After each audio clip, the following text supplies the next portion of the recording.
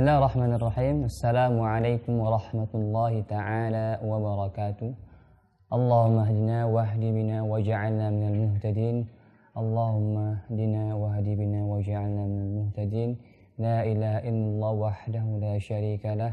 Lahul mulk wa lahul hamd wa huwa ala kulli syai'in qadir. La ilaha illallah wahdahu la syarika lahul mulk wa lahul hamd wa huwa ala kulli syai'in qadir.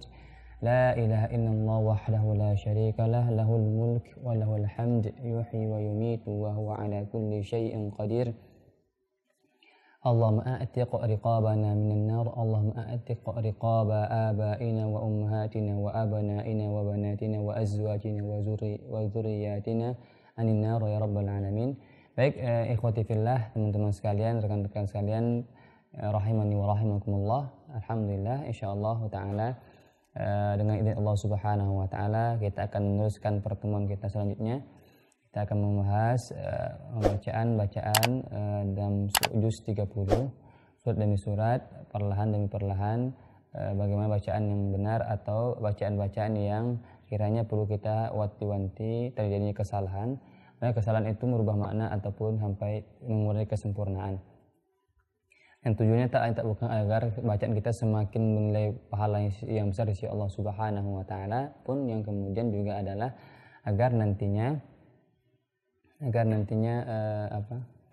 kita bacaan kita adalah bacaan yang diridai oleh Allah Subhanahu wa taala.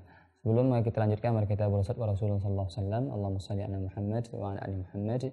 Baik, kaum muslimin, teman-teman rahimani wa rahimakumullah, insyaallah kita akan masuk ke surah Al-Kautsar. Sebelumnya seperti biasa akan bacakan dahulu, baru kita akan bahas ayat per ayatnya. A'udzu billahi minasy syaithanir rajim. Lagi. A'udzu billahi minasy syaithanir rajim. Bismillahirrahmanirrahim.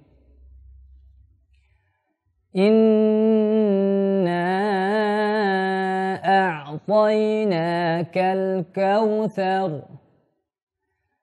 إنا أعطيناك الكوثر فصل لربك وانحر إن شانئك هو الأبتر. Nah, baik. Kita bahas satu. Pada ayat pertama, inna a'tainakal kautsar, yang perlu diperhatikan adalah pertama pada penyebutan nun tasydid, yaitu gunnah ya. Ini gunnah dalam ilmu tajwid itu, gunnah itu adalah hukum di mana ketika kita membacakan suatu huruf atau kalimat, di sana harus disertai dengan suara yang berdengung yang keluar daripada rongga hidung yang ditahan beberapa saat ya. Dan ini memiliki tingkatan yang paling tinggi adalah ketika nun atau mim dalam keadaan bertasydid. Pada contoh ini adalah ini gunnah yang paling sempurna. Yang kita perlu perhatikan kaum muslimin ketika membaca hukum bacaan yang memiliki sifat gunnah adalah pertama, asalnya adalah sifat gunnah ini, hukum yang gunnah ini dia mesti lebih lama itu lebih baik daripada dia kurang ya, lebih lama lebih baik, tapi jangan sampai terlalu lama. Kemudian yang kedua adalah hati-hati dalam memasukkan suara gunnahnya, jangan sampai memunculkan huruf yang baru. Tapi ini yang sering terjadi tanpa disadari ataupun kita sadari. Pertama ketika kita mulai terjebak dalam permainan seni suara atau mengindah-indahkan suara. Bacaan seperti apa kaum muslimin? Kesalahannya adalah Inna. Nah, ini di sini ada namanya, ini hal-hal yang kata Imam Jazari rahimahullah taala termasuk yang tidak dikatakan bacaan yang tajwid, yaitu adanya seperti tingkatan-tingkatan gunnah ketika membaca hukum yang ada gunnahnya. Jadi situ hanya ada huruf i hamzah kasrah dengan huruf nun. Jadi tidak ada huruf yang lain ya. Dan langsung bacanya adalah inna, bukan in. Kebanyakan kita, sebagian besar kita, baik disadari atau tidak sadari, itu terkadang itu hamzahnya atau huruf sebelum gunnahnya itu ada huruf yang bertambah matnya ya. Contohnya seperti apa? In. Jadi i-nya tidak langsung ketemu nun, tapi ada mad di situ yang ditambahkan. In. Nah, ini sering terjadi. Hati-hati teman-teman kaum muslimin yang Allah Subhanahu wa taala, ketika kita bertemu dengan huruf nun atau mim yang bertasydid, langsung pastikan huruf sebelumnya itu melebur langsung kepada nun dan mim yang bertasydidnya. Nah, itu. Contohnya seperti apa? Inna, bukan in. Nah, ini memang kesalahannya halus sekali, apalagi kalau sudah terjebak dalam suasana irama. Ini sebenarnya kesalahan ini bisa sampai merubah makna, karena apa? Kita menambahkan huruf yang satu lagi di antara kedua pertemuan dua huruf ini, dan ini tidak boleh terjadi. Oke. Jadi hati-hati. Inna. Ini gunnahnya lamakan ya. Kalau boleh diteorikan itu 2 harokat lebih atau 3 harokat. 2 harokat secara teori, tapi secara praktek ya adalah bukan 2 harokat mad tabi'i, tapi mungkin kalau di mad tabi'i kan 2,5 sampai 3 harokatnya mad tabi'i. Dan ini memang untuk lebih pasnya memang kita dibutuhkan talaki dengan guru yang mutqin. Inna a'tainakal kautsar. Poin yang kedua adalah catatan kita seperti sebelumnya, kaum muslimin, kalau kita bertemu dengan bacaan yang ada bendera di atasnya, biasanya mushaf internasional atau mushaf yang sekarang itu lebih mudah. Kalau ada tulisan yang ada tulisan atau khot yang ada benderanya itu di atas, berarti dia mesti dibaca panjang 4 harokat aja. Ya, baca panjang. Dan ini memang ada bagian ada yang dibaca 4 harokat, ada yang dibaca 6 harokat. Kalau seandainya kondisi bendera ini setelahnya itu ada huruf yang huruf hamzah, berarti bisa kemungkinan besar adalah huruf yang hukum bacaannya yang membaca dengan mad 4 harokat. 4 harokat, ya. Nah, seperti sebelumnya pada surah An-Nasr, idza jaa atau pada Al-Kafirun qul ya ayyuha.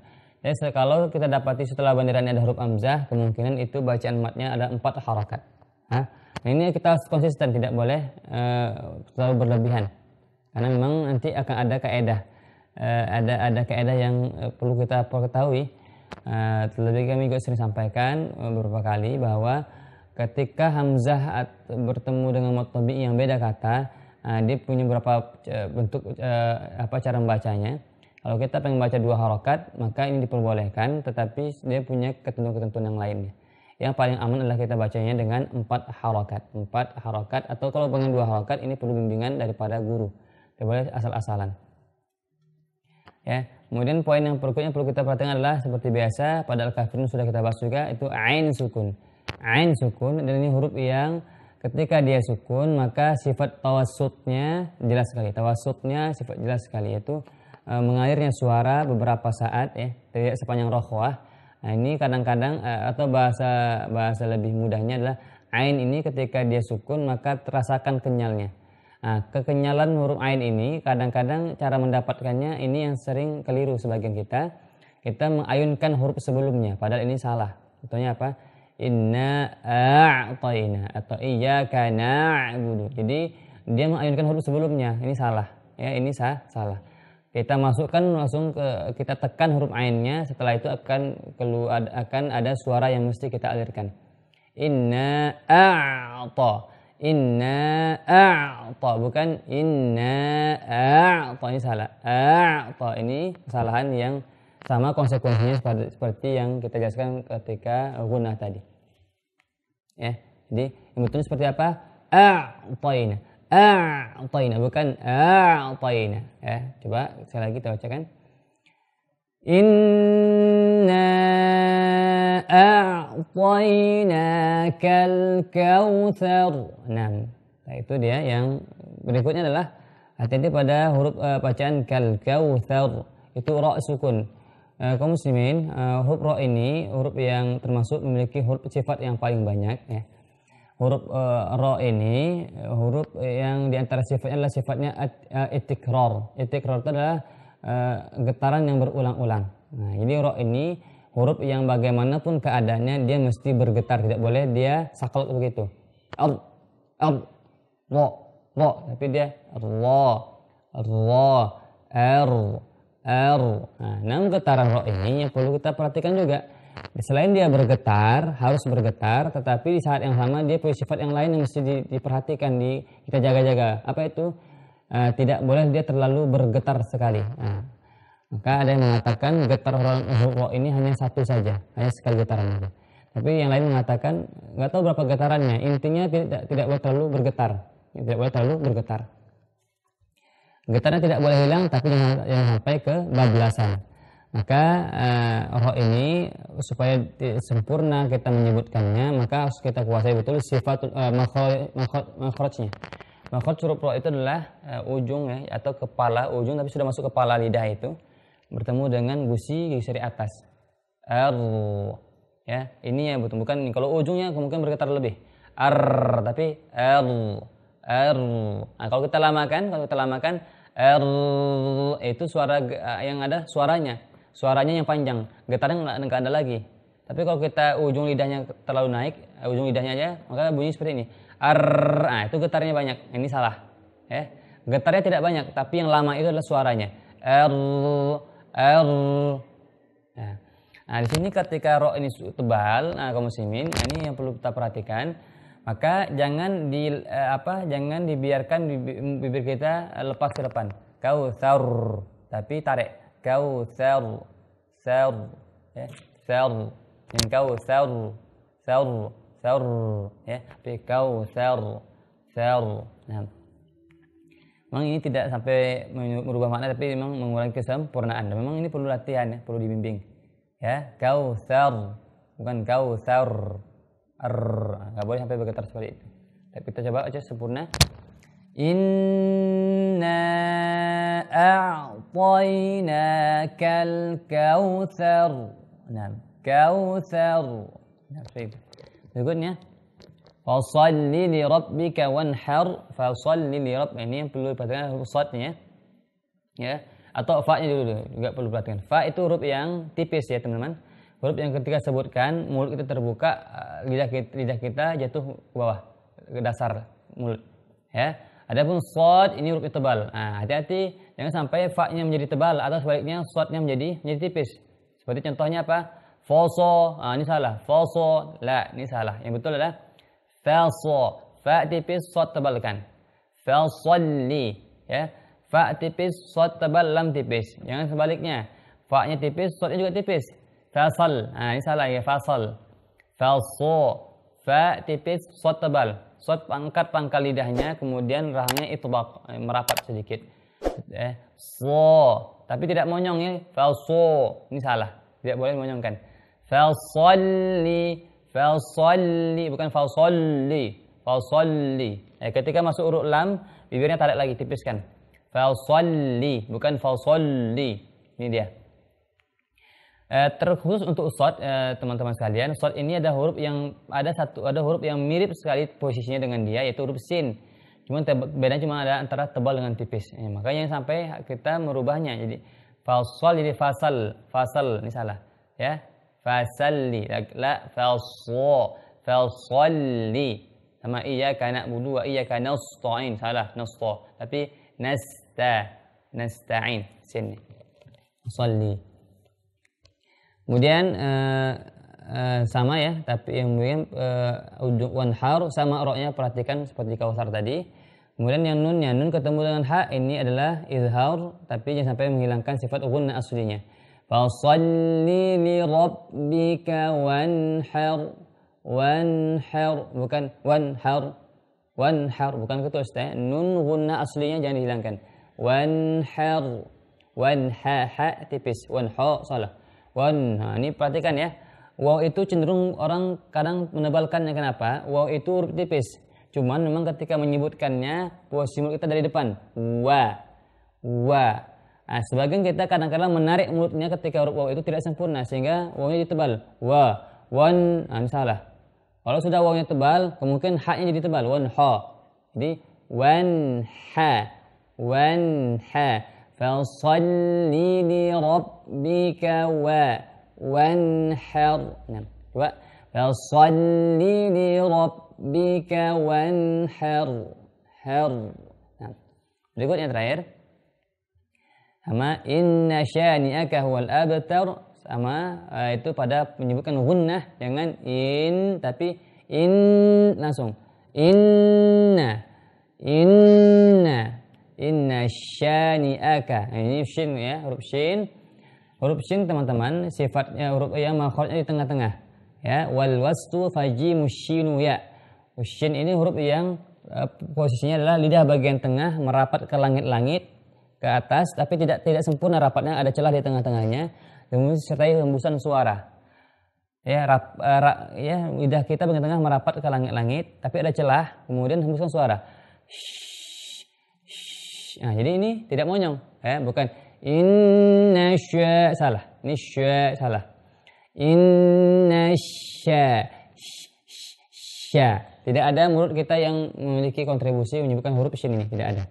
Karena ketika mulut kita ikut bercampur dalam menyebutkan huruf shin akan berefek kepada yang lain. Inna syani'aka huwa. Nah, jangan lupa ha ini sifatnya hamas, sifatnya jahar, tapi dia mesti ditekan sedikit ya. Jangan sampai enggak ditekan. Kalau tidak ditekan kemungkinan huruf ha ini bisa tenggelam, enggak jelas suaranya. Inna syani'aka huwa la huwa inna syani'aka huwal abtar. Huwal abtar. Kemudian yang perhatikan lagi ba sukun ini qalqalah. Perlu diperhatikan kaum muslimin. Huruf qalqalah ini adalah huruf yang dia terkumpul pada dua sifat. Pertama jahar, kedua syiddah. Nah, artinya dua sifat ini sifat yang kuat. Nah, ketika kita menyebutkan hukum qalqalah, jangan sampai kita melemah. Nah, melemahnya pada qalqalah ini sebuah kesalahan. Apa tuh? Abtar. Ini apa nih? Abtar. La, bukan begitu. Syiddah tatanya suara. Jahar tarahannya napas. Ab. Inna syani'aka huwal abtar.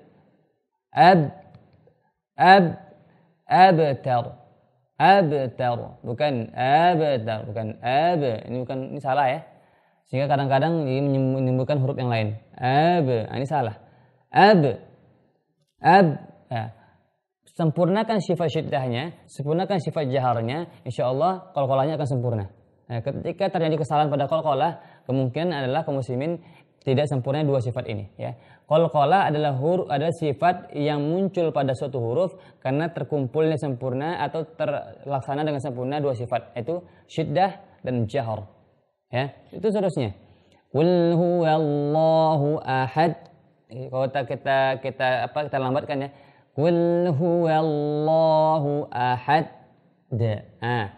Kita tahan suara kita, kita tahan napas kita. Ketika kita lepaskan tahap penahanan ini, maka akan bunyi pantulan. Ahad. Jadi kalau ini teman-teman kaum muslimin, ini adalah sifat yang alami, bukan dibuat-buat ya.